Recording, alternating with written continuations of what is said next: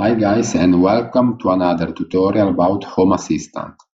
For what concerns the weather platform, I've always used, right from the start, Dark Sky.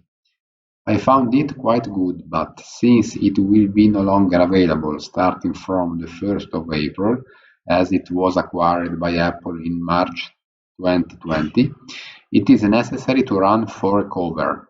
So I'm comparing these two weather platforms that I have already set up, OpenWeatherMap and AccuWeather. In this video, I'm going to show you how they are configured, which data I've selected, and what's my general feedback about them. Let's get started. This is the result. OpenWeatherMap on the left has these characteristics.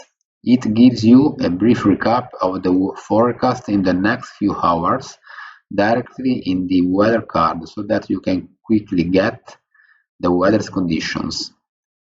I have then created an entities card to get a quick detailed view on the current data such as pressure, probability of rain and snow, wind direction and speed.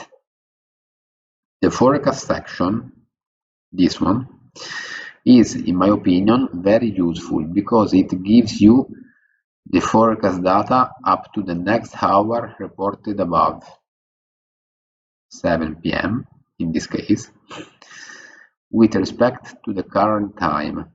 Unfortunately, it doesn't provide any data about the grass or tree pollen, the UV index, as well as dew point that are still marked as unknown.